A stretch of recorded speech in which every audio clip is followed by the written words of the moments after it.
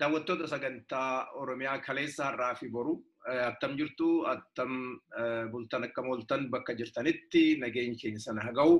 Har'a sagalee sanyii goota Oromoo kan waltajjii Oromiyaa irraa waboo gaggeessaa jiru isa wajjiniin akkuma dheengadda Bollicha Dheengee fi Marroo wajjiniin haasaa tokko godhe as ammoo sanyii wajjiniin haala yeroo fi waan keessa jiran waa tokko kaaseen gaafadha.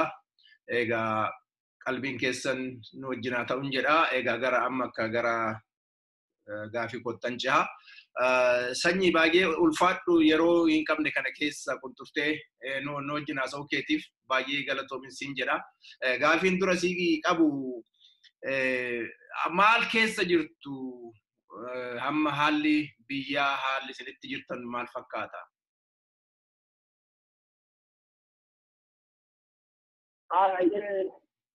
Hunda dura isinillee guddoo galatoomaa yeroo keessa fudhatanii sagantaa kana qopheessitanii gurra uummata keessaatiin gahuudhaaf akkaataa kanaatiin wareegama kaffaltanii haala nu qopheessuu keessaniif guddoo galatoomaa.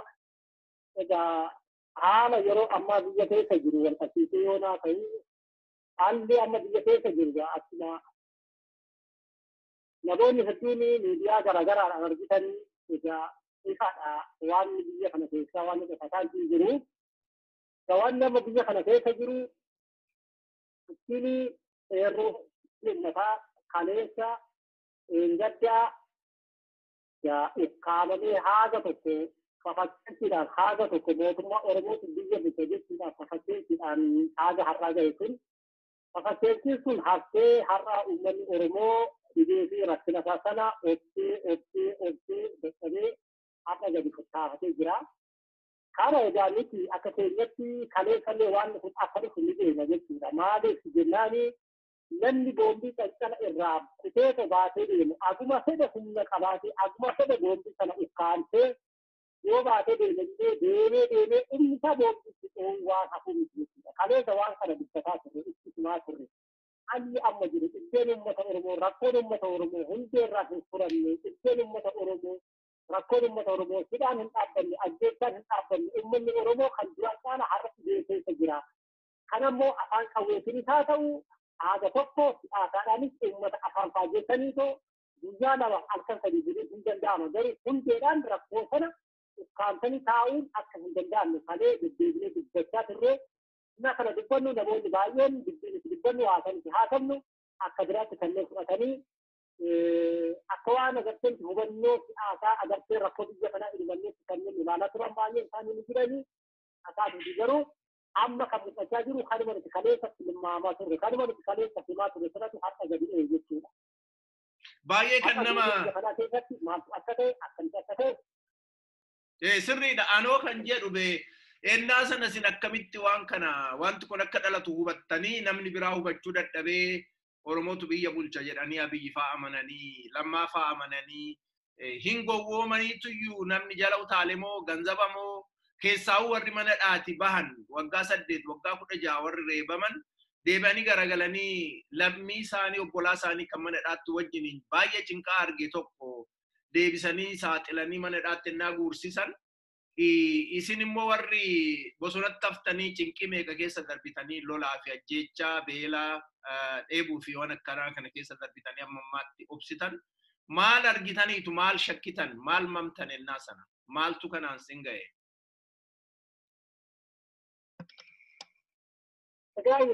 Waan egaa jiru kun yoo jiraate warra isaaniitti hin argame dhufatan jechuu hin dandeenye maaliif jennaan dhuma argame Oromoo argame Oromoo hidhamu argaa jiran kan manni irratti dhufatu argaa jiran kan haasisi ilmeen walirratti dhufu argaa jiran kan ilmeen lakkuu dhalatte iddoo tokkotti awwaalamte argaa jiran hin argine jechuun argaanuma turan aadaa fi garuu dansaa dhuunfaa dansaa sabaatii jijjiiraniif dansaa dhuunfaa isaanii malee dansaa sabaa ilaaluu dadhabaniif waan kana otuma ija isaaniitiin arganii ijarraa qabatanii otoo dhagaa fi gurra qabatanii waan kana aadaa fidaatti deeman hin warri sun malee waan wallaalati waan argaa dhaban waan biyya kana keessatti ta'e sun waan qofataa fi mul'ataadha.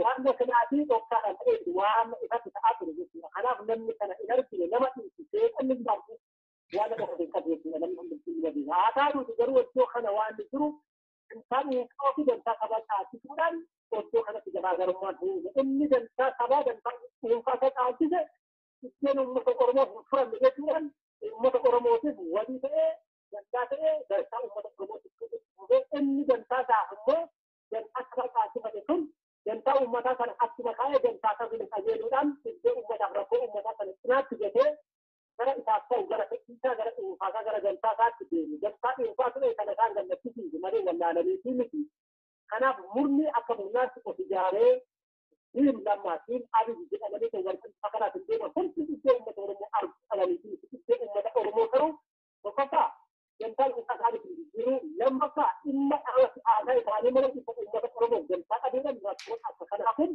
jal'ee har'a hin deebi'ee isaanii biqilchuudhaaf sadarkaa kana gahee malee harjaa dhagalii yookaan wallaalaniitiin. Ati ammam turteeyyuu sila manedha bara kam qabamtee iddoo kamitti qabamte mee gabaabaadhuma waa'ee kee mee nu qoodi maaliifin dura isa gaafachuun irra tureyyuu hagam akkamitti qabamte gaafa duraa eessaa qabamte hammam immoo manedhaa turte sana dura hamma gara bosonaatti otoo hin bahin. Gabriellee dirqamumaan deemee dirqama deemeefanii bakka dirqamaa sanatti qabamee yemmuu qabamu gara guddina guddii sassisootaan qabamee waggaa lama mana hidhaa ture murtiin itti jechuun ta'u ilabbayiin yennaa kana warri itti amma jijjiirama jedhamu kun maqaa dhiifama maal kan jedhu kanaananii mana hidhaatii bahe. Dirqama jechuun qabsoo lolaa waboo hidhannoo jechaan. Eeyyeen. Eessa iddoo kamitti bobbaatee iddoo kamitti qabamte? Godina gudii annan qabamee dirqamaan otoon deebiin shakkisootaan qabameeti. Shakkisootti qabamteetu ennaa wayyaaneen jiru jechaadha. Bara kami kun? Bara 2008. 2008 sana booda waggaa lama siidhanii si gadhiisa wayyaaneen fa'a. Waggaa lama mana hidhaa tureetan mana hidhaatti akkuma baaneen yeroo tokko ta'utti yeroo lama waan akka kanaa kana garuma naannoo ture sana booda agarra deebiitti deddeebi'ee jechuudha. Anoo kan hin jedhu gaa idda wayyaaneen mallas faa yookiin immoo jarri warra Tigraay irraa dhufanii siidhanii si gadhiisuu danda'anii amma immoo Abiyyi faa koloneelli Gammachuu Ayyaanaa fi Qabsoo Fufaa faa namooti adda addaa baay'eedha hidhanii manadhaa jiru dirree lolaatti miti kan qabaman jarri kuni nagaadhaan galle jedhaniitu galanii Finfinnee keessatti dhufanii manaa fuudhanii kaleessas immoo akka Yaasoo Kabbadaa faa ijoollee biraa funaananii hidhanii jiru. Akka obbo Bayyanaa Ruudaa faa hin beekta ta'anatti fakkaata. Namooti baay'eetu jira manadhaarra durbaaf dhiirri sanqallees namni 1000 jira gadhifamanii hin jiran. Idda Abiyyi fi lammaan aangootti dhufanii wal faana kan hidhamu Oromoodha. Darbanii immoo warra jeneraalootaa fi Abiyyi ajjeesuu fi qooda qabu jedhanii jeneraalota warra kuno Abin jedhamtu Amaaraa Biheraawi Niqinnaaqee jedhamtu manadhaatii gadhiisanii kana ta'e Oromoodha. Garaagarummaan jara Tigree fi warra nuti Oromoodha jedhee afaan Oromoo dubbatu kana jidduu jiru maal sitti fakkaata? Jarri adda addaa Oromoo hidhuu irratti kamtu irra jabaata?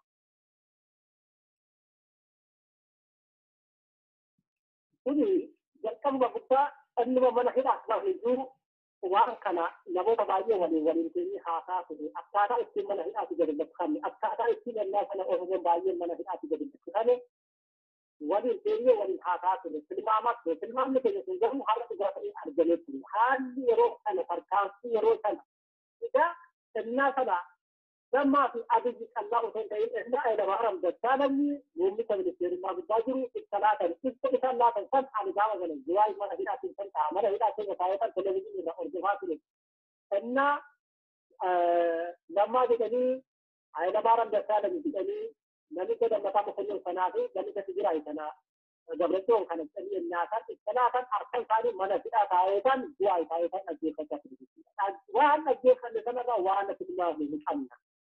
Harkaantiin isaan gaafa na fudhatan rakkoo iddoo biyya kana keessaa hundeen furuuf osoo hin ta'in rakkoon ennaa kana isaan liqimsuudhaaf isaan ukkaamsuudhaaf haalli jiru kun waan garaan isaan sodaachise haala kana gaggeessuudhaaf harkaantii kana fudhatan ما تكاتي درسنا لما تحرك الآن كنا بقولنا في أكيد في جنب وما في جنبنا في أحد تكين أباي إنسان أنا في أحد جنبنا لمن تكون تكين مثلا لمن الكلامي وان كنا في بدن باي نسكات ما نقرأ بدن يا فانا بقول لك ما نفي أكيد ورثنا نفسي تقع موت ما يرى تقع موت ما كان موت ما jadi jangan aku kita kan lagi ini saya nak bilang موت ما كان أكثر ada ويتكلم يعني هذا إذا سنبي وان إلى لنا كان نجسنا هذا كان كان كلامه موت ما كنت تجي ركوب جكنا هم جي أخوه هم جي كان يكون فتوهم سيجي هذا يسمى كذا جبتهم نادي حال هذا إجارته يوم بيجي أمرنا حال كنا هذا كن كنا كركان كنا كذا كركان كنا كنا يوم ده كجبيه كيرا إيروا ده كجبيه كيرا نموت ما بعد أوروبا بيجي كيسا أوروبا بيجي على هذا كان في سنوات من كذا موتما فوقا موتما جينا ما تجيني بدام دارنا من بعدين بيجي يعني كذا أما إذا اليوم بيجي هو أنت كل كجوا فأعرف له بيجي أنا كذا هذا اسمه كان أتذكر سرير أتاني جربية بيجي أني موتما كان في الجندامة موتما كان كركان في الجندامة موتما كان كمان أوروبا بيجي في الجندامة لما نقول ثاني أغاني داسني أسكت الجندامة ثاني أسكت كونيرا ورجع سرطان ورجع ثم كما جبني ورجع جبني كيف درجة وعم باقي لما جبتيه وراني بسمة أورمو إرجع في جرا إنما جريتي أنا تدري كذي فكان أباي كذي فورجع كان إرجع ثاني أثنين إنما تدري ثم أورمو جبني جن سرطان أجري أورمو بيسوي ترى أجري أبي باقي ثاني هذا تقول إذا كان هم تبغى أوكسمان تيجي كله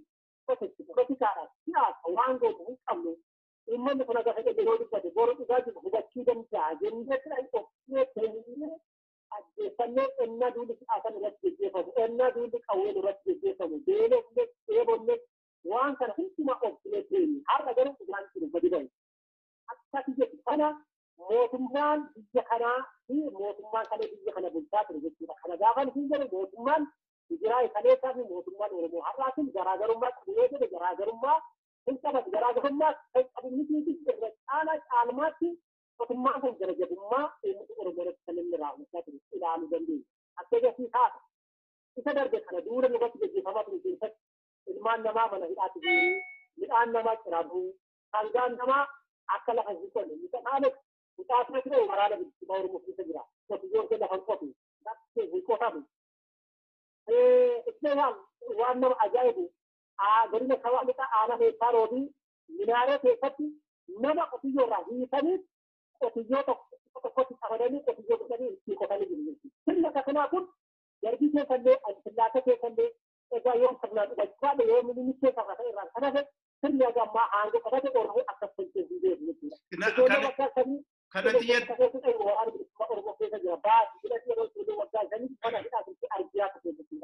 أنا كرنو تكنا ورجع كنا يونا كرني كنا تجري هذه كنا حقنا كرني هذا إرجع أمة أوروبا يا رجال أمة أوروبا أما تأجروا يورجع فيها أنا أقول دينه أما موان أجروا أما موان راو أجروا أوروبا كذا كذا أما كذا كذا أبي كذا كذا جوار كذا كذا orang semua di sana dekat orang semua punya kaya من kaya sudah kami bahasa majran ada hanya apa kali orang kalau ini bukan kami tajro ada tempat di sana warna macam majran Ethiopia ina ke Ethiopia ada orang Ethiopia ke akan ada kalau ke kanan ada nama di sana orang kita rawat jadi orang kalau mesti nama majran كان جدي أنا أتفاهم إنتي جانا في موضوع على جدي من الأمور من أمارا لا من تقوم بجدي ولا بالتفاهم أتفاهم كذا في تاسين جندا هذا إننا نعلم إجراءات أو نعلم أمارا جيساهي dan إجراءاتun maka fokus sama mati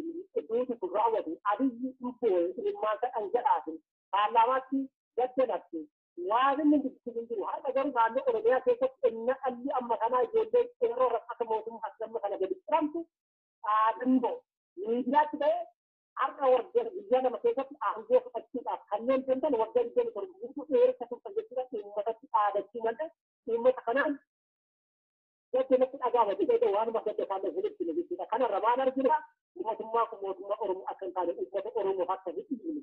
Karena aku juga ada sesuatu, kan juga ada sesuatu juga semua dan akan ada apa itu. لما تعرفين إذا كان هم من يومون من كانوا يجوا على قدر يستدعي تذكر برا في الجوار هذه sirriidha sanyi anamma waa tokko ofuma kiyyayyuu kan naagaluu didu baay'ee kan mataa koo keessa deemee na joonjessu hin yaadatta taanaan Jawaar mataan isaa olii gad deemee qawwee hiikkadhaa biyyi nagaadhaan galaa jedhee ijoolleetti bilbilee waraabaniiru iyyuu ijoolleen itti bilbilanii biyyi nagaadhaa warra hajajoota keessan hin dhaggeeffatinaa dhokadhaati galaa jedhee isaa fi Baqqalaan Garbaa akkuma beektu keessaa gara lixa Oromiyaa deemanii namni akka galu tattaafachaa turan. Har'a ammoo deebi'anii egaa lubbuu nu ajjeesuu fi abiyyi nu hidhuu fi jedhee dhiyoo kana abiyyennaa ka'ee wacuu ijoolleen sana dhageessee isaa ta'u dura saariin haa ta'u wal makaadhumaan ka'anii yaa'anii bahanii amma immoo takka turee dhiisaa qabsoo kanatti manatti gala jedheera. Jarri kun beekaadhuma kana godhu moo Jawaar isuma isin bartan isumati beektu isumati isa marroon faa ijoolleen daa'imni waggaa 12 kaatee hamma umurii jaarsaatti jiran hubatanii gara bosonaatti deeman galuu fi diree Jawaar islaawo beekaadha jenna akkamitti ennaa sana kottaa galaa jedhee har'a immoo garagalee jarri kun sobdi jedha. Maal sitti fakkaata jarri kun beekuma moo dogoggora moo yaaduun danda'ani moo maaliif namni baay'een akkana godha yeroo irraa akka gaararraa maagee geeddaramu.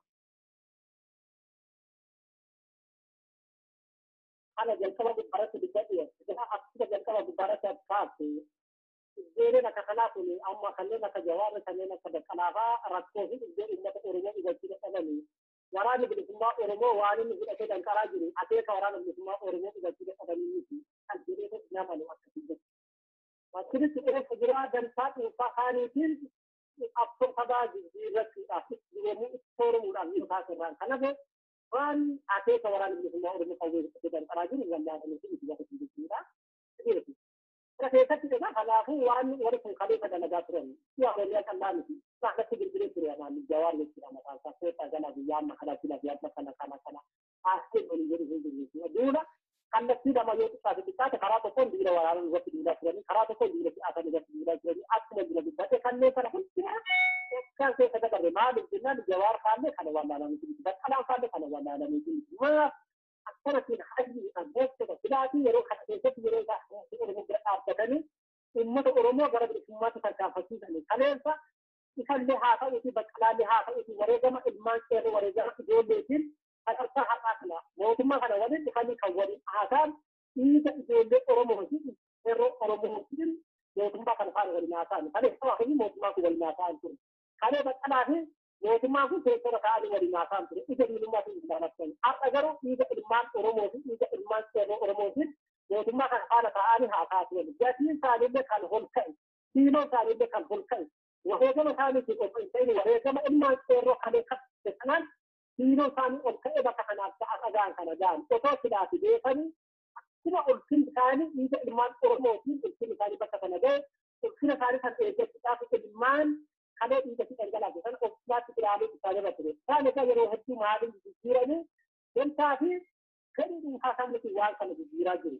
Agaa waanti Jawaarii fi mootummaa waanti Baqqalaa fi mootummaa gidduu jiru maal irratti kan hundaa'e yoo jenne isaan illee beekuun illee beekna inni kun rakkoo hin qabeessudha garuu kaleessa inni isaan hoottaa gala jedhamee diina kam tokko diina si'aasaa gan tokko diina waraana innaa kan keessaa mootummaa kana faana akka karaa deemu illee akka kan boru wallee dhugaa dubbachuun faanaan akka Jawaarii fi mootummaan kun boru wallee kan dhuma deema akka Baqqalaa fi mootummaa kun waliin hin deemu illee akkuma jennu Akkanti tokkitti otoo waliin hin deemin haadha walitti bu'anii ofii isaatii halkan yoo xiqqaan sa'aatii jaan uummata kallattii uummata natti birmaadhaa wayyoo ani bu'e jennaan akkasaa kana uummanni Oromoo firan beeku akkasaa kana uummanni Oromoo daban beeku mootummaa kana Jawaar ajjeesuudhaaf jechuudha uummanni halkatti riba taati kan uffata yoo ta'u uffatanii kan maal osoo hin jedhin waan qabuun Jawaaritti birmatee hawwii fi jaalala isaaf qabu kana amma kana jechuudhaan wareegama amma kana kaffale gana gaafa jedhuudha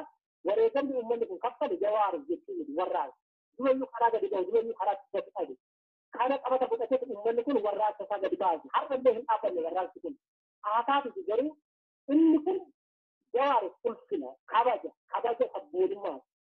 sabboonummaa kana moo dhimma dhuunfaatti jijjiiruun sarrafii kun innaa qeeroo lamma kana dhiiga dhangalaa innaa qeeroo lamma kana hidhamee innaa qeeroo lamma kana har'a mana yaada waan siyaada qabeeto har'a kun oli gadi rakkachaa jiru kana keessatti adin kun mootummaan rakkoo gidduu kan jiru firamee ragaadhaa jedheetu haasa'u isarra ture iddoo kun iddoo sabaati jawaarri mootummaa waan walitti buuse akka kabatti ilaalamuu qaba malee akka jawaarri mootummaatti ilaalamuu hin qabu yoo akka jawaarri mootummaatti taate uummanni kun wareegama kaffaliin irratti beeku kanaafuu egaa isa kana bifa kanaatiin ilaaluu dadhabuudhaan namoonni baay'een isaanii ennaa rakkoo mataa isaanii furame rakkoo mataa isaanii sana rakkoo sabaa sana dagatanii rakkoo mataa isaanii sana furatanii darbana ofitti fatanii manatti deebi'anii taa'uun ilma turee kun immoo akka keenyatti dogoggora sirriileen ilmaanillee eerroonillee eerritiinillee kana dhaggeeffachuu isarra hin turre rakkoo biyya kanaa iddoo biyya kanaa ilaalanii iddoo biyya kanaa furuudhaaf wareegama kaffaluuf taa'ee ture malee nama tokko nama laleessuuf wareegama kaffaliin isaanii hin turre kanammoo egaa ijoolleen namoonni baay'een illee kana hubatanii jechuudha ijoolleen eerroo eerrittiin namoonni sabboontonni hedduu isaanii waan kana baay'ee isaanii hubatanii jiranii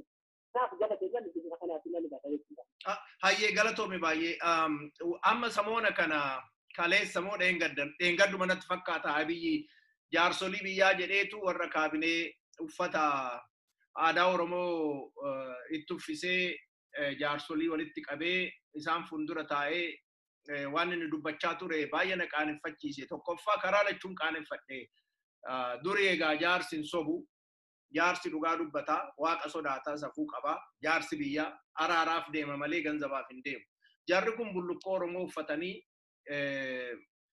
innaa soban abiyyi fuuldura taa'ee kanaan dura ijoolleedhaan kottaa warra lolaniin kottaa galaa jennee kadhannee nu didanii nu dinnaan immoo uummanni bahee kotta tarkaanfii irratti fudhadhaa jedhee nu kadhannaan tarkaanfii fudhachuu jalqabne kana kan gooneef immoo olaantummaa seeraa biyya keessatti fiduudhaafi amma yoo barbaadan isin jaarsoliin jedheen waan barbaadan nu godhaa yoo barbaadan nu reebaa yoo barbaadan aangoorraa nu ari'aa nuti dinneen beeknu ammas hin dinnu dhaqaati jara kana araarsaa galchaa jedheen naa dubbatu dhageessu karaa biraa immoo jaarsoliinumti nama jaarsa biyyaa jedhamu namooti waggaa 70 olii ka'anii ennaa akka kulii daandiirra teessee sijaaraa tuuttuu akka hattuutti ennaa dubbatanii maali biyya keenya nuti nagaa barbaannaa jeequmsa nutti fidanii jedhee Jawaar Faayyuu magaruudhaaf tattaafatu jaarsi tokko gara naannoo Arsiirraa dhufe natti fakkaata jaarsi gurraacha wayii yookiin Adaamaarraa dhufe Adaamaadha. Jaarsi kun immoo warra amma Itoophiyaa maalishiin zeeginnatti har'aama jedhanii Biraanuu Naggaa fayyuu nama bitame jedhamu. Jaarsolii hattuuwwan akkanaa kana Oromoo keessa waggaa meeqa ta'anii qonqoo isaanii guuttachuu jedhanii ennaa isaan dhiiga Oromootiin daldalan. Ennaa naasuullee nama daa'ima dubartii qalamteef jaarsa qalamee fi salphatee fi naasuu dhabanii garaa isaanii duukaa bu'an. Maal wayya jaarsolii akkanaa silaa'uun dhaga'anii. Abiyyi silaasiin sobaa kun akka duratti jara fuuldura taa'ee sobaa. Isaanis immoo hin sobuu fi sobni kun ammam isaan deemsisaa jaarsolii sobduuwwan akkasii uummanni maal gochuu qaba jetta akkuma yaaddutti. Baay'ee bareeda gaaffiin kun egaa qabee qota koduuba si deebi'a ennaa koreen sagantaa hundaa'ee egaa waraana bilisummaa Oromoo galchuudhaaf hundaa'e koree hundaa'e fi jaarsa hundaa'e kana wal bira qabdee ilaaluu dandeessa jechuudha. Gaafa kana ifatti waan siyaasaa turre biyya kana keessatti namni nagaa jirtu nama fayyaa hin ta'in nama gartee dhukkubsataa nama maraataa gosa yoo seeqama ta'e malee namni nagaa jirtu hin jiru. Nagaa isaa jennu garuu nagaa isin uummanni barbaadu isin namni barbaadu ta'uu qabdi isin firaa otoo hin ta'in jennee gaafa nuti dubbachaa turre warri lakki hinjitaa turan. Jennaan lakki gaafa isaa hin jedhani kan isa namaatti dhufe lakkitti jechuudha.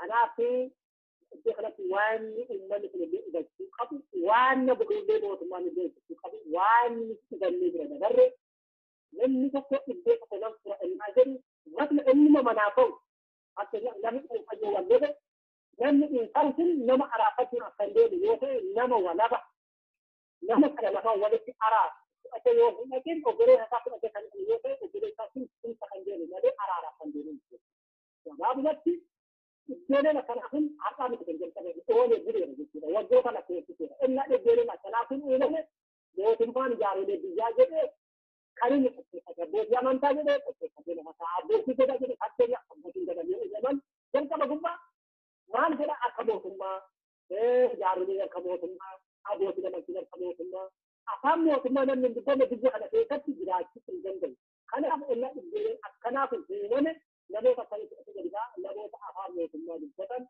namoota araara dubbatan namoota dhibbeeratti dubbatan namoota rakkina kana turu haasa'ame namoota mootummaadhaaf suma deemaa fudhatee gabbaaye. Inni kana fudhatee gadi ba'uun isaa immoo ittiin firoomii dhidhanii waggoota amma kanaa harkifatee ta'anii fidee dhufe jechuudha. Waan isaa ta'aa jiru illee kanuma. Kanneen akka kanaa kana fudhatee gadi ba'uun isaa iddoo kana furii fi iddoo kana aadaa xiqqoo tokko afaan kaajessuu hin danda'a. Boruun deebi'ee ni kalee gadi kan jiru. Rakkoo biyya kanaa kana keessatti karaa nagaa rakkoon haa furamu rakkoon kun akka ibiddaa amma addunyaaf namni ibidda tokko dhaamsira. Ibiddi nama gubaa miti ibiddi nama gubaa. Gubaa ibidda namni sodaatu ibidda sana ofirraa dhaamsuu qaba. Haataatu garuu bukkuna tokko namni daaraa keessa deemee kan biraa deemu yoo ta'e iddeensi yoo dhage daaraa sana irraa bitteessee mukakkila kana kaasuu jira. Iddeen biyya kanaa akka nama mukakkila wiiqoo ta'e ibiddi hundeedhaan dhaamee uummanni biyya kanaa nagaa tasgabbiidhaan biyya kana keessa jiraachuu danda'u qaba. Kan nuti amantii akka ta'e. Kana tokko kan danda'u qaamni walaba ta'e kennaa rakkoo tokko uumama qaamni walaba ta'e ati kamillee kan ba'ee uummata ofitti hawwachuu danda'u qaama waliin lamaan walitti fiduu kan danda'u gadi ba'uu yoo baate qaamni gama tokko yoogu gullitoo akkuma kana baante kana gullitoo qatee gadi ba'ee ta'e waa'ee margichi baaree kan kan yoo ta'e qareesuma mana isaa ta'a iddoo sun jira achuma ta'a qaama walga'ee kan gadi ijaaree inni dubbisa kana miidiyaa waan garaagaraa keessatti ilaalatti inni tolfaatu kan baay'ee nama ajaa'ibu nama cirti nama qaanfatti seena akkanaati mootii gadaa jaarolee biyyaa inni kun hundi isaanii kanaatiin ba'anii amma tokko siino ulfina dhoobanii jechuudha deemanii abbaan gadaa amma kabajaa hin qabu jaaroleen biyya kabajaa abbootiin amantaa kabajaa dhoobuu maal kabajaa dhooban uummata oromoo biratti kabajaa qaban abbaan gadaa uummata oromoo biratti kabajaa qaban abbootiin amantaa oromoo biratti kabajaa qaban jaarsi biyya oromoo biratti kabajaa qaban garuu warri kun iddoo kabajaa isaanii taa'uu dhabuudhaan barcuma isaanii taa'anii kan achi taa'anii barcuma biroorra taa'uudhaan akka kabajaa isaanii dhoobanii jiru. Kanaaf rakkooleen akka kanaa kun bifa kanaatiin mootummaan sinaa kan isa barbaadu hundi mataa fudhatee gadi ba'ee isaa iddoo biyya kanaa gosa furamuu akka hin dandeenye jechaa jira. Kana immoo uummanni illee dhugachuu danda'u sana jira. Mullee kana eegataa jirra. Kanaaf warri kana godhanillee kana eeggachuu isaan eegira jechuudha. Beekuutu isaan irra jira. Maal jennaan tokkormaan uummata kana wareegama hojjechuu barbaadan irraa kanaaf namoota akka kanaa siyaasanii dubbisuudhaan uummata oromoo kan jabbeessinaa seerota kan jabbeessinaa qaama rakkoo biyya kanaa keessa jiru kanan sirra kan jedhan yoo ta'u lakin bifaanii wasu gowwaadhaa fi itti barbaadeessanii yeroo sirriidha nyaata haa ta'u dhugaatii haa ta'u sodaa lubbuu baay'ee galatoomi sanyii amma asuma samoona kanatti haaluma samoona kana jirutti immoo si deebisaa. Torbeeruma kana gaa'idda na Oromoon hiriira ba'ee guyyaa tokko lama daandii cufee booda kuliiwwan fi duriyyeen karaarra ciiftu Oromoo bakka argetti ajjeesuu keessaa Finfinnee keessaa immoo magaalaa Adaamaa, Bishooftuu, Moojoo, Shaashamannee sana duras immoo magaalaa akka Gobbaa, Asallaattii fi naannoo Oromiyaa adda addaatti nama ajjeesaa turanii akkitti isaan ajjeesan gajaraadhaan muruu amma fakkeenyaaf Adaamaatti mucaa Tigisti Dabalaa jedhamtu akkatti isaan ajjeesan morma muranii, harmarraa muranii, harka muranii, hormaata ishiillee gadi baasanii gaara daka hamma gaaraatti garaa ishii tarsaasanii daandii irratti dhiisan. Gajaraa gurguddaa kana baataniitu immoo dhaabbatanii innaa dubbatan Adaamaa bilisoomsine irraa magaalaawwan Finfinnee bilisoomsine irraa jedhu abaarreen isaan Oromoo arrabsanis egaa gaallaan nun bulchuu maaloodha kan jedhu. Haalli kun Walloo keessattis deemaadhuma jira. Qimaanti uummanni qimaantis dhumaa jira. Akkanumatti uummanni Aagawus ajjeefamaa jira. Ennaa kun ta'u loltuun ittisa biyyaa jedhamu jara duuba goree jara utuba.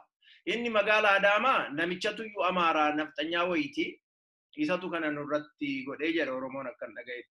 Inni magaala kaanii keessaawuu Asallaan, keessaawuu Gobbaan biyya Oromoodhaan marfame, biyya Jeneraal Waaqoo Guutuu, biyya Adam Jiloo, biyya silaa nuti ittiin dhaadannu har'a innaa akkanatti duriyyeen ka'ee reebu, duriyyeen salphisu, duriyyeen 200 ari'ee tumu, durumawuu Oromoon kun sodaattuudhuma dabooroo ta'eetumoo maal sitti fakkaatani dhugaa dubbachuudhaaf hiikaa isaan naa galuu dida attamitti namni baqata duriyyee baqatee reebama. Amma mucaan sii kaase dubarri kunillee hojjaadhaa galtii hin qophoofne dubartiidha. Qawwee harkaan qabdu, cuubee harkaan qabdu, kanaaf karaatti ajjeestee duriyyeen 2-3 ajjeesuu dandeessi. Maal ta'eetu dargaggoonoo baqatanni danqaraa baatee deemu kun attam ta'eetu iyyuu baqatee rakkoo kana qaanii kanaaf saalfii kanaaf Oromoo saaxila. Gaallaanidhaa kanumaa onneen qabdu durumayyuu jedhanii sirbu dubbatu jechaa dhaga'anii as taa'een qaaneffadha. Maal sitti fakkaata?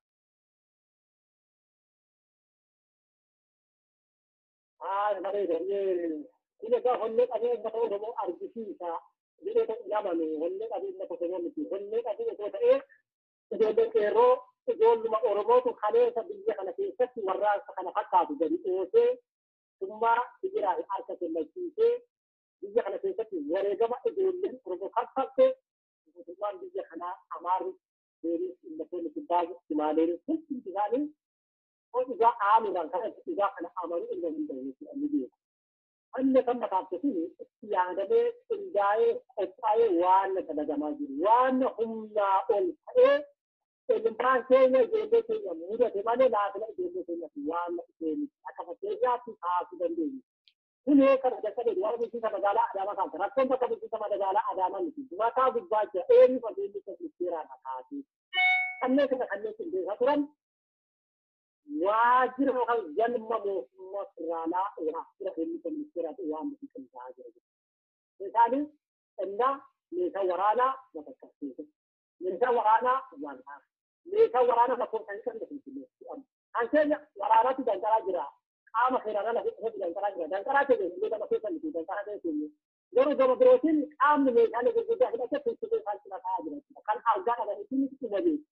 Enak awal pakai Oromo asal وتنان لمثل الاستيراسن الكن يجيء روابنا أول كل تقوى أمارة كجدارو الكن ديتو أبصوا يجاب جوكاب لكاي أنتيجو كجمع تيجي سبيلن كل استيادة ليتو كان تأثير نانو كنت تيجي نانو وانا متوجه يا أخي كنا بعدين ننسير وان من تجلى نيرو تبصوا أنا جوا رومو جوتمانا هو تجي يجري من جدة يجري ما الجنادي أنا تو رومون فوق يخسر من أوروبا نعمل جرا يسوي كل إيرا باي إنجن تسمى إنجن تجار من ده كمان ده يوام باته تجار أنا أقول نعمل أوروبا كيس نعمل إيرا باي جرا درجة إنجن أوروبا خراب بارتي نعمل بارتي الجاي بالماي أنا كافي كتير أوروبا في حاجة إيش يمكن بدي نتاعه من المدرسة إيش كم بدي نتاعه ولا أوروبا شهر كتير دنيا بدي جاته بدي نتاعه إيش كذا بدي نتاعه إنك أول لما رو بتكون أصلا كنا berapa? Jadi kita orang ini harga jadi masalah kita kalau kita akan malam berarti ini mana berarti karena orang ini kita baca kan kita antar kami lagi kita tahu. Jadi kalau kita semua semua orang kan Amerika anak semua semua dari sini dia butuh dua orang kita kalau kita kan mana ada jadi mereka kalau kita kan orang itu dengan semua semua kita orang kita kan apa benar kata itu kenal kita karena apa itu jalan itu direction jalan أنا كنت أقول موت المارا إذا لا تقول أنا نسيم ليش أنا ما أنا أقول تقول أنا إنما تعرف ليش أقول أكيد إذا كنت كمان بأمور تسمع إذا جدي إنما تكون أقدر أنداني أكثر من أبو وشيء تقول أنه أنا خيرانا لكن أقول أنا هم نقول كل شيء جدا أقول نيجا تجارة تداني أنا نيجي ما يجي أكيد موت ما كنا موت ما أمة أرومو أركا أنه نيجا غورة umat apa yang eksisnya pernah ni, kami sendiri jadi jalan. Kami ni kan menjadi sesuatu aman kan harum saja itu harga jadi. Karena sendiri ni kan jadi kita, kami artinya apa jadi jalan jalan jadi. Waktu korban warna kita ni juga warna remote warna okadi warna kita. Okadi tu. Kalau anda ni kan student anda umat amara, kita umat aramat amara Indonesia ni. ورانا اللي كانوا يدخلوا المتعة في المجالات في سجل سودان كان مفكرين إذا إيرا خلاص بطا الجيبين أجابت في إيرا بعده وريا مارا جمو جبا أبتنتي ليك أبغى تجارة نقول لك ما ولا شيء لكن أكاد كنا تيجي جيبين واسطة جمو جبا أبتنتي isa inni kan keenya nan dura ta'e meeshaa seeraan argi qatan inni gama gubbaadha jedhu kan isin immoo eessaa dhufe hin jettu jedhaante akka lafa jalaatiin ta'e jedhee itti yaadee qindeessee mootummaan biyya kanaa saba amaaraa hidhachiise saba oromoo fixxiisuudhaaf sirna kaleessaa kan an fakkeenyaaf ide aduu hidhatu sana laaruu hin dandeessu maali akeeka biyyeessu sana jechuudha kanneen kun iyyuu waan abdii ilmaan aragaa kalee abdeechaa turan sana galmaan gahuudhaaf waan mootummaan halkanii diinaa abdeetee dalagaa jirudha. Kanammoo jechuudhaan warreen kana morma dhiigeedha qabansiisuu. Dhiigni irratti dhiibame dhiisaa biraa hin qabu. Kanaaf waan bira balleessine waan biraa. Anoo kan inni waan inni argameetoo ajjeesee. Anoo kan naa galuu dide sanyii. Ani akkatti ati hubattu hin beeku maleeti. Egaa lammaanis maqaan abbaa isaatii Magarsaadha. Lammaa Magarsaa jedhama akaakayyuu isaan beeku. Amma ajajaan ittisa biyyaa Isagaa. Oromoodha jechaadha. Namni kun aangoo sana qabatee ittisa biyyaa kana loltuu Itoophiyaa jedhan kana hajajee dhaqaati maatii koo ajjeesaa jedhee iddoon kaana haa ta'u amma gandummaallee haa jennu naannoollee haa jennu iddoon inni namni ittiin du'aa jiru caalatti ajjeesaa jirani lixa Oromiyaati. Namichi kun dhaloonni isaa gara lixa Oromiyaati. Ani iddoo isaa sirriitti hin beeku gara lixa Oromiyaatti dhufee jedhu Lammaa Magarsaa kun.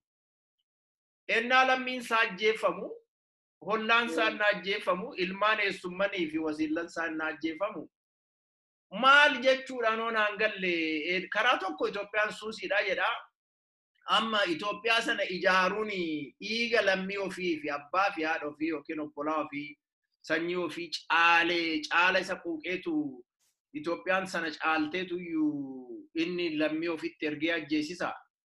Karaa biraas Abiyyi jedhan kunis Oromoodhuma Bashaashaa moo isa jedhanitti dhalate jedhu Jimmi Amboorraa baay'eeyyuu fagoo miti. Guyyaa guutuullee hin deemtu achi gahuudhaaf lafooyyuu xinnoodha. Naannoodha sanatti immoo iddoon itti dhalatetti uummanni inni jidduutti dhalate Oromoon Maccaa jechuun Jimmuma keessaa ka'ee kan innaa hunda dura kan hiriira bahaa ture har'as kan bahaa jiru uummata sanaa kan reebamus uummatuma sana. Jarri lachuu naannootti dhalatan qeetti dhalatan ajjeesanii Amaara hidhachiisan ennaa jennu addunyaan humtu akkamitti kana fudhachuu danda'a? Namni biraas akkamitti kana fudhachuu danda'a? Oromoon humtu akkamitti kana fudhachuu danda'a? Akkamitti namni lammii ofii diina hajajee diina qawweetti itti ajjeesisa? Iddoo sanatti baay'ee wanti nama joonjessu hin jiru. Akkamitti hubattu kana?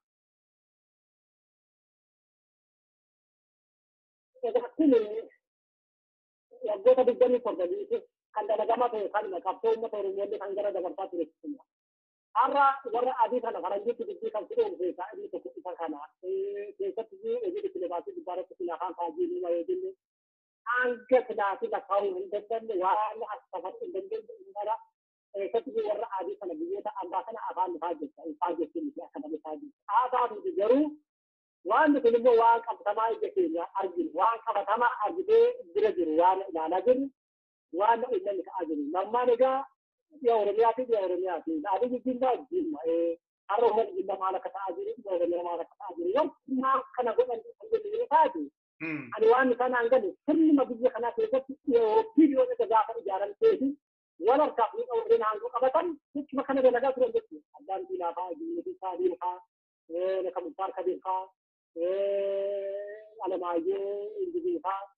Kan hundi faayidaa kanneen aangoo qabatan isaan jala warreen jiran gara dhaaba siyaasaa yookaan immoo gara dhaabaa malee nyaata dhaaba siyaasaa isaanii malee ilaalcha uummata isaanii nama ilaalu adeemsuu keessatti ilajarre dhaaba ammaatti arginee ni xiqqaatti keessatti warreen aangoo olaanaa sadarkaa olii guddaa jiran innaa isaan aangoo of harkaa qabanitti fayyadamanii uummata isaaniitiif quuqaman uummata isaaniitiif kan ani argin deh begitu. Maka kata itu aku kan ide. Kalau itu lagi, aku naga macam ada mungkin aku naga wakan jaga kantor ya, mau wakan jaga kantor kan dia. Kan macam itu.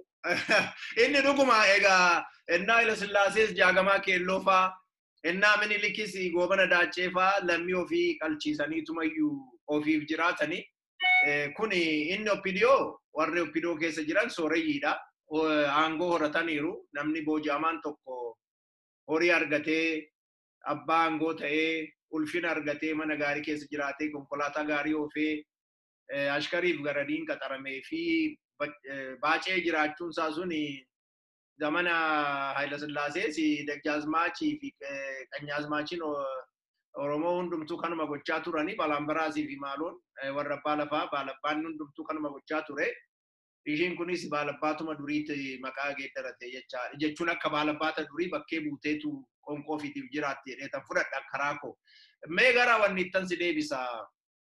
Waan lamatu mataa namaa keessa naannaa tokko warra biyya alaatii galte kana daasporaa jedhuun akka afaan faranjiitiin daasporaallee miti baqattuu dinagdeedhaaf maqaa Oromootiin baqattee jiruu ofii fooyyessuudhaaf baqattee amma immoo biyyatti deebitee kan basaastu kan lafa Oromoo buqqistee fudhattu kan uummata mortuu wanni mootummaa amma nama ajjeesaa jirtu kanaaf harka rukuttu biyyatti galtee jirti.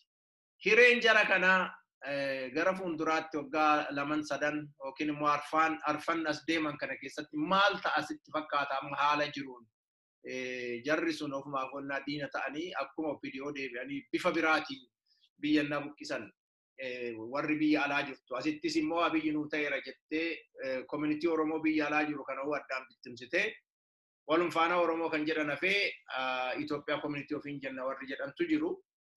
Attamitti maal sitti fakkaata jarri kun ennuma yaaddan baay'ee isaan isaanii hin beektani nutu beeka garuu maaltu sitti dhaga'ama waa'ee jara kanaa warra biyya alaatii galtee biyya keessa asiif achi kaattee simannaa'uu namni bahee fi tokko Ambootti hin dhalanne garuu Ambootti dhufanii simatamaa turanii uummanni keenya galata qaba naannoodhaan otoo nama hin qoodin nama naannoo biraatti dhalate karabaataa kana bitatee dhufee Amboo keessannaa naanna'ee simatamuun argina. Iddoo biraattis akkasuma Shaashamannee fi bakkee biraatti. Kana maaltu attamitti ilaaltu warra alaa galtee biyya joonjessutu kana?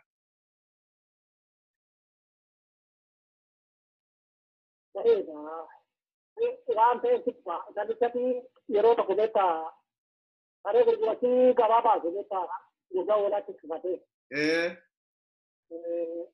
Gogaa oolaatti uffatee gurgurachuu gabaa baasee ennaa oolaa keessa deemtu gogaa oolaa uffattee deemtii harkisee deema namichi akkuma oolaatti gabaa baasee gurgurachuudha deemaa deemtee sareen qarqara magaalaa ennaa geessu agartee warra agartee qalanii waa gurguran mateelee kana ennaa argitu saree siree kadhattee isaantee lafee kanarra buutee jechuudha. Dura oolaa baasee deemti ennaa garuu iddoo waan barbaadde iddoo waan feetu ennaa jiru garuu oolummaatti kan lafa keessa saree taatee jechuudha. Namichi saree godhee taasisaa oolaa godhatee barsiifachaa ture.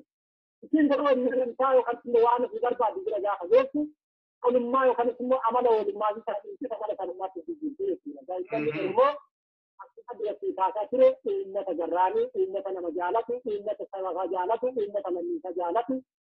Uummanni kun biyyoota ambaarra ennaa gaddeebii ambaayyee isaanii maqaa siyaasaatiin alatti gabba'anii isaaniitiin oliiggadi osoo isaanii har'a maqaa sabboonummaa uffatanii akkuma biyya baantanii billikkoo abbaa birraa billikkoo jaarsa biyya billikkoo maalii uffatanii adeemsuu bira taa'ee akkuma biyya kana warreen kun billikkoo sabboonummaa uffatanii ani kalii akkanan ture ani galii akkanan ture ani galii akkanan ture jedhanii uummata Oromoo fuuldura gabba'anii uummanni Oromoo waan isaan keessa jiru osoo hin ta'in waan isaan uffatan waan isaan duuba jiru kana ilaalee gadi bahee harkaniidhaaf itti leeyyetti. Isaan garuu waan isaan keessa jiru sun waan keessa isaanii ture jalqaban ennuma ka'aniyyuu waan saba kanaa osoo hin ta'in waan filaatii iddoo biyya kanaa osoo hin ta'in gamtaa dhuunfaa isaaniitiin fakkaamiitiin jijjiirran fakkaamiitiin eessa geenyu. Dhuma kaasanii uummata Oromoo osoo hin dubbisiin mootummaa kana faana haasaanii. Jalqaba guddaa waa'ee Oromoo osoo hin haasa'iin waa'ee gamtaa dhuunfaa isaanii mootummaa faana haasaanii. Warreen biyya alaa jiranis warreen biyya keessa jiranis. Waan filaatii herreega isaanii mootummaa faana kaalkuleet godhatanii eegatti godhataniin booda amaloota garaagaraatiin isaan kan biyya saadachaa isaan kan biyya ambaa keessatti akkaataa garaagaraatiin foormuudha garaagaraatiin hirmaa'anii uummata Oromoo afaan haasofsiisanii haasofsiisuu danda'anii odaa rakkoon tokko hin jiru. Deemee kunillee Oromoo isaan keessatti dhabe hin jiru. Waan isaan amma godhan jiru booriilee dhuma gadi ta'a. Aadaa fi biyyoota warreen amma abbootii qabeenya ta'anii ambaa keessatti ennaa uummanni kun biyyoota keessatti hojjetamu ennaa uummanni kun biyyoota keessatti qorfamu.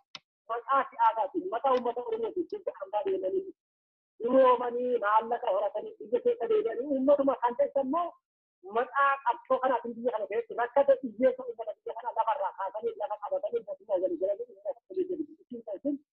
isaanii maal ta'aa isa jedhu kana hiree isaanii rabbi waliin gara fuulduraatti itti deemnee waan naanni taati. Kanaaf waan lafa kana gubbaarratti uummata dhufatu waan lafa kana gubbaarratti saba kana dhufatu waan lafa keessatti hundi lafa kana gubbaa jira. Gaarii sajjat jaraa sajjat yookaan seenaa gaarii uffata yookaan seenaa hamaa hojjetu. Kanneen kan hundi naannoo waan hundi uummata Oromoo harka jira jechuudha. Kanaaf iyyuu dookimentii uummanni Oromoo tokkoon fala dorgomsiisaa ta'e jedha waan dhokattee waan yookaan tolaa yookaan tolataan dhokatee nama bira uffatteessee biyya kana keessa jiraatu biyya kana keessa callaa biyya haqaa jiraatu biyya jechuudha. Kanaaf eenyu haa ta'u abbaa ta'e haa ta'u warreen har'a maqaa Oromootiin gargaaranis warreen har'a Oromoo miidhanis waan kana warreen ta'an gadi isaanii eelanii bulanii argachuu jiranii kana immoo waliin keenya kan ilaallu ta'aa. Hayyee sirriidha. Ani takka battayyaadha. Gara dhumaatti deemaa jirra. Samoona kana addi bilisummaa Oromoo fi jaarmoliin adda addaa wal bira ta'anii innaa isaan dhageessa. Keessaa'uu Jeneraal Kamaal Galchuu waan inni dubbate baay'ee qalbii keenya hundumaa harkiseera. Garuu Abiyyas garagalee eessa turtanii waggaa 27 waggaa tokkotti nu jigsuu dandeessu waggaa lamatti jigsuu dandeenya jettanii kan odeessitan eessa turtanii jedheetu deebii kennaafi ture. Akka ati duratti tuqxe ijoollee Oromoo duute ajjeeffamte ambottama nama 112tu rukutame achi keessaa kan du'e gara 9 darbaa mana hospitaala keessa kan jiran kaleessa awwaalarra oolee namni keenya daa'ima ofii awwaallachaa jiru. Kuni dhugaa dubbachuudhaaf nama boochisaa wanti dubbannu hin jiru akkatti dubbannu nu dhibaa. Garuu Abiyyi sana dhiifama jechuullee dadhabee nan gadda jechuullee dadhabee qabeenya waa'ee qabeenya gubatee dubbachaa ture. Bira darbeef immoo Jeneraal Kamaal Galchuutiif iyyuu deebii kennaa ture. Nun dandeessanii nu garagalchuu hin dandeessanii waan jedhu dhaadannoo wayii. Abiyyi egaa ennaa duraa akka qeesiitti akka paastarii pheenxee tokkotti dubbachaa nama turetu har'a immoo akka Mangistuu Hayilamaariyamitti lolaa fi wanniidhaan xiiqiidhaan ennaanni namatti dubbatu argita. Sana booda egaa wanti dhageenyu jaarmoliin Oromoo kun walitti dhufanii haasa'aa jiru. Gurmaanii humna tokkoon ijaaramuu fi deemuu jedhama. Garuu humni isaanii loltuu hin qabanii wayyaaneedhuma jala jiru. Ennaa namni qabamee hidhamu ennaa manadhaa teerorizimii isa jedhaniitti nama kassasan iyyuu seera sana balleessine irra jedhanii Abiyyi fa'aa dubbachaa kan turan seerum sanaan amma koloneel Gammachuu Ayyaanaa fa'aa kan ittiin gaafatamanii himataman. Kanaaf waan akkasitti wal makaa ta'ee fi sobaan hammam deemamuu danda'ama. Jaarmoliin Oromoo walitti dhufne jedhan kunis hammam deemuu danda'u. Abiyyis immoo galaana sobaa keessa daakaa guyyaa halkanii guyyaa sobaa hammam deemuu danda'a jarri lachuu sitti fakkaata. Dureenumti biyya kanaa'u uummata kanaa'u maal sitti fakkaata? Waggaa 5 har'aa, waggaa 6 har'aa, yookiin 10 har'aa maal fakkaata sitti?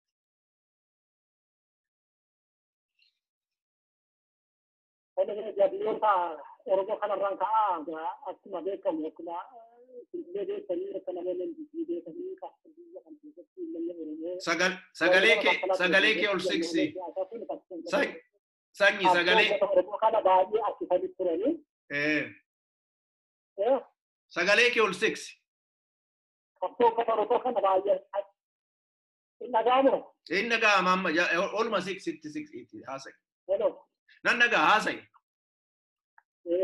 Qabsoon Oromoo kana baay'ee harkisanii qaban isaa maal jenne dhaabbileen siyaasaa maqaa Oromootiin gurmaa'anii hojii siyaasaa hojjechaa turanii wanti galtee qabuudhaan dhaabbilee siyaasaa walii gadi bibilchiisuudhaan inni kun kaadhaa ittiin bukkisatti inni kun baay'ee deemuu isaanii biyya kana keessatti uummata Oromoo hirree akka inni hin taane hirree oomishuudhaan uummata Oromoo akka inni nagaan goosaan kallattii garaagaraatiin akka inni walitti hojjetaan deebi'anii yeroo gargaaratti oofuu walitti dheessee wala wantaadha fuudhaan inni keessa kana wala uummatatti kana wala uummatatti deebi'aa uummanni kun gamtaadhaan akka inni diina gaafa hin jiran hin dhaabbanne Sa'aatu ture kanammoo isaan callaan mootummaan illee isaan harkaa gammaa ture keessatti dhiyaatu dhaabbilee siyaasaa kana akka isaan tokko hin taane akka isaan walitti dhufne diiguu guddaarratti baay'ee kana keessa hin qabne kaffaluudhaan waggoota dheeraa irratti hojjechaa ture. Kanneen argaa turrellee diigumtoonni akka kanaa kun baay'ee turanii diigumtoonni akka kanaa kun ta'uu isaanii immoo dhaabbileen siyaasaa yookanis immoo jarmiyoonni siyaasaa biyya kana keessa jiran humna akka isaan hin jedhamne humna dhabuutiin immoo mootummaadhaaf advaanteej bu'aa guddaa buusuudhaan mootummaan kun mormituu cimaa of cinaa qabuudhaan sadarkaa har'aa kana akka inni ga'e namatti argisiisa. Haalli amma uumamaa jiru kun egaan kana gam tokkoon shakkii deeman qaba jechuudha. Maaliif jennaan akka malee dhuguma warri kun kutatanii kutanneedhaan uummata kanaaf rakkoo uummata kanaaf furuudhaaf dhiiga uummata kana gadi dhangala'e uummata kan hojii isaarratti uummata kan mana isaarratti kan qabe kana kan fila keessaa baasuudhaaf dhuguma adda addummaa isaanii dhuguma garaagarummaa gidduu isaaniitiin dhiisanii uummata kana ilaalanii uummata kanaaf hojjetu jedhee yoon ilaalu shakkiin irraa qaba. Ammoo egaa siyaasa keessatti yoollee haasee fakkan immoo kun ta'amoo hin ta'u hojjetu kana gara fuulduraatti waan na ilaallu ta'a. Haa ta'u garuu akka amma deeman sanatti yoo deeman gama fiyyaananii filannoodhaan mootummaa kana jechi amantaan jedhu gidduu hin qabu jechuudha. Maaliif jennaan biyya kana keessa yeroo inni uummanni sagaleesaa haala barbaadu abbaa barbaadu kennu hin arganne hin argamu garuu hin argamu mootummaan inni kan inni hojjechaa jiru kana garuu waan isaan bu'aa buusu jedhu amma dubbatu gamtaadhaan afaan tokko dubbatanii uummata kanatti yoo gadi ba'an uummanni kun isaan waliin uummanni kun isaan bira dhaabbata uummanni kun akkana kaasuu hin dandeenye maaliif jennaan sirrii uummata kanaa akka ba'uutaan kijiba osoo ta'anii kana guban miidiyaatti ilaanii hophaadhaan osoo hin ta'in biyya lama keessatti waan inni mootummaa godheessuma ilaala jiru kan amma arginu kana jechuudha. Ammatti waan lamma maal maalitti waan kanaa akka ilaala kan jechuudha. Uummanni kun qaama isa qophan qaama sirnaa qaama sidaati ajaja irraa fudhatee kan sidaa deemu yoo argate uummanni kun uummata ammam jaba akka ta'e mootummaa illee beeka dhaabbilee siyaasaa illee beeka qaama kan beeku. Kanaaf dhugaa jiru afaan tokko gadi baanii uummata kanatti dubbatan uummanni kun roorroo isarra jiru sana ofirraa boqochaa amantaa jedhu qabaanii jechuudha kana biyyaanii. Kanaafuu inni dhaadannoon amma adiyyi kun immoo dhaadannoon adiyyi alatti waanuma maalatti fakkaatu maaliif jennaan waanuma ifaan irraa kanaan durallee dhaabbataa turan. Isaanii guddaan isaanii beekaan isaanii walaalaan isaanii miidiyaatti yookaan adii malee yeroo isaan gara uummata kana haasaan hin jiru jechuudha. Kanaaf dhaabbileen siyaasaa kun tokko ta'anii dhugaa jirtu irratti bu'aasaan adii kun Yadda fi haati keessatti bakka binaafii barbaadan sana ga'uu hin danda'u dhiira fa'aa karaa dhaaliin abidduun afaan ta'eef afaa amantaa jedhu qabachuudha akka tajaajila. Sirri baay'ee galatoome amma gara dhumaatti dhufne gaafiin dhumaan si gaafadhu yeroo baay'ee namootii tokko qawweedhaan lollee mo'achuu hin dandeenyu mootummaan kun cimaadha hidhannoo qabaa horii qabaa akkuma tu duratti jette bajatamma biliyoonii 71 propagaandaa qofaaf holola qofaaf kan ramadanii jaarsolii amma duratti kaafne naa walgayii dhufan gara 2,000 1,500 birrii guyyaan kennanii fi akkanatti sobsiisu horiidhaan. Dhugaadhaa warri sobdu kun xiqqoodha lakkoofsaanis beekumsas hin qabdu uummannis immoo hattuu fi sobdu ta'uu ishiin arga jaarsolii bullukkoo Oromoo uffattee dhuftee sobdu kana kaleessa harka rukuttu kana. Karaa biraa garuu humni amaaraa nuti dubbannu yookiin kulii dubbannu kunis dhugaa dubbachuudhaaf galabaa ibidda keessaati guyyaa lama dabartu rukuchuudhaaf. Garuu rakkoon maanni rakkoo dinagdee qabdaniin rakkoo qabeenyaa qabdaniin loltanii mootummaa cimaa kana mo'achuu hin dandeessanii kanaafuu mootummichumatti lukatti kufanii kadhachuu itti fakkeessanii suuta jedhanii jala luuquu wayyaa warri jedhantu jiru. Ati maal jettaa warra kanatti yaadaniin lolaan mo'achuun hin danda'amu warra jedhaniin maal jettaan?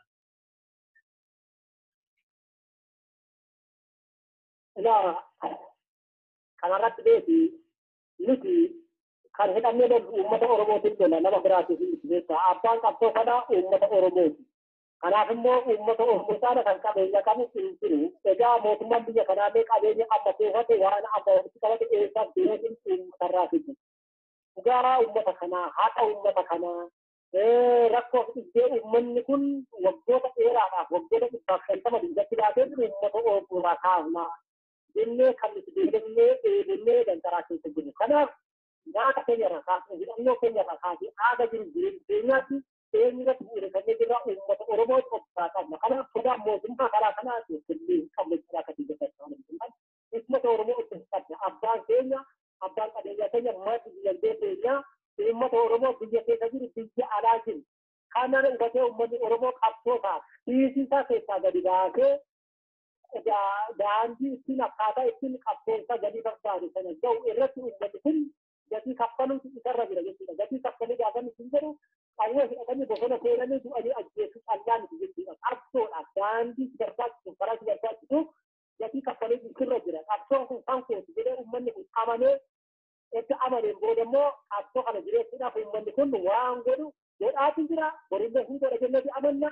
Kanaafiyyuu bakka kanatti shororkaa sodaa akka lafti qabu jechuudha. Kanaaf abbaan qabeenyaa uummata keenyadha. Namni qabeenya isaa addata, namni aangoo isaa addata, namni meeshaa isaa addata. Nuyi garuu waraanni bilisummaa Oromoo uummata keessa qalannee fi haadha fakkicha nama hume kana aabbannaa kana qabannu aadaa deemnutti immoo ni injifanna malee injifatamnu jennee deemna. Kana immoo uummanni keenya biyya keessa jiru biyya ambaa jirullee ni hubatee kallattii danda'uu fi akkaataa danda'uu fi akka humni ta'ee jedhu sanatti waraanni bilisummaa Oromoo bira dhaabbatee qabsoo aadaa ammaa dugdaan deemaa bakka kana gahe baratti hora akka itti tolchu ganalumaan gana kiyyaa dhaabbachuu barbaadachuudha. Hayyee dhaamsa kee irratti egaa isa dhumaa kan si gaafadhu kaleessa dheengadda torbee kana keessa lolarra turtanii jedhu keessaa gara waltajjii Oromiyaa kana akka Cobii Meettaa Gendabarattii fi Nyamar kana keessatti lolli hin ture jedhu. Kuni hammam dhugaadha lola sana irratti gaaga'amni isinirra ga'ee jira injifannoon argattanoo jira. Gaaga'amni nurra ga'e tokkollee hin jiru injifannoo argattan immoo isa jedhu kana egaa haala qabnaa miti uummata gaafachuu ni dandeessanii sooshaal miidiyaa ta'eedhaan ni dandeessanii injifannoo arganne ramoo hin arganne kan jedhu suni haala qabnaa miti jechuudha qaamni kan dubbachuu danda'a injifannoo arganne ta'ee yeroo kana gubbaarratti nu miti mootummaallee gaafachuu dandeessu jechuudha. Kanaaf injifannoo arganne. Kanaaf nama keenya akka keenyatti miidhaan nurra ga'e nama keenya qoraattiin fakkiitti nu harkatti waraanu fakkiillee injii lolleerra eelolleerra naguma itti tokko lolli murannee borullee illolla rabbi waliin lolla ija qabannee lolla haqaaf lolla. Kanaafiyyuu waan tokko rakkoo hin mudatu jennee ileenyu aga rabbii fi waaqa biraa qabni aga waaqa biraa qabnitti kanuma gana keenya rakkoo hin mudatu tokkollee hin jireessu barbaadu. Ulfaadhu Sanyii baay'ee galatoomii kutannoo keessan gootummaa keessan nan dinqifadhaa hin bultiin oolti malee dhugaan ifa ba'uun siin oolu. Egaa lolli amma karaa waltajjii Oromiyaatti deemaa jiru lixa Oromiyaattis caalatti deemaa akka turee fi ammallee akka jiru hin beekna. Karaa Gujii Boorana kana keessas lolli cimaan deemaa akka jiru hin beekna. Mootummaan kunis akka cinqamee lubbuun qabdee asii fachi soban waan hundi harkaa bahe argaa jirra. Har'aa jalqabee uummata Oromootiin walitti fayyuudhaaf hin deemanii dhiigaan manaa lolaasanii soban manaa sobanii gara jabina amma kanaatiin uummata keenya hidhanii fi reebanii ijoolleen mana dhaasii wajjin turte har'a baatee basaastuu taate abbaa qabeenyaa ta'uudhaaf tattaaffiin ishiin gootu waggaa tokko walakkaa kana keessatti mul'ataadha jira. Isaanis boru abdii kutatanii akka yookiin gara keessanitti makaman yookiin akka biyyaa baqatan hin mul'ata.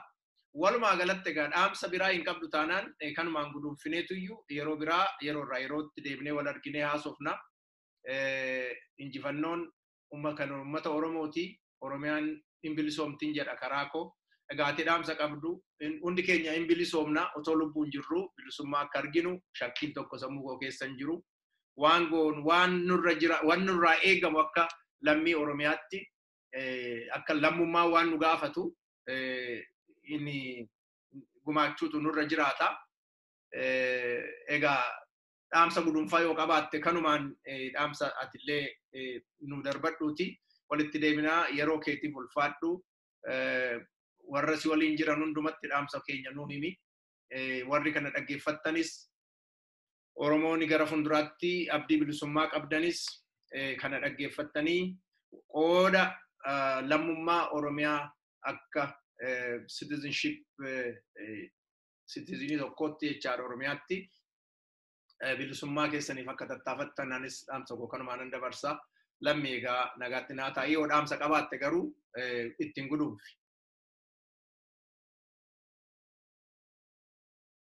Presidenti dhaamsa dhimma gubbaarratti wanti jennee jiraate uummata Oromoo biyya keessa jiran, uummata Oromoo biyya ambaa jiran, yeroo irratti hundaan waan kana midhaane sabaatti wareegama kaffalii adda jalqabne har'a biyyaaf ta'a walee buleera. Garuu wareegamannaa kaffallee wareegama jechifaa har'a biqillee maallee wareegamatti kaffallee gallee biyyaa kaanaa waggaa kana kaanaa waggaa lamaan kana kaanaa waggaa sadan kana kaanaa ana kilaatii etoo wal qalbiin iddoo tokkotti wareegama barbaadamu kaffallee gara bilisummaatti ce'uutu uummata kanaaf hirmaata ta'a. Kanaafiyyuu waggaa kana har'a hamma kana fincillee borummoo fincila biraa dhufaan kanaaf fincilli amma kan jalqabame kun fincila biraa ta'uu qabaa. Kanaaf yeroo qarree uummanni Oromoo biyya keessa biyya alaa walii birmate rakkoo fittee waggoota amma kanaa nurra ture kana ofirraa buusuudhaan kallattii hundaan walii fittee rakkoo fittee biyya kanaa akka furru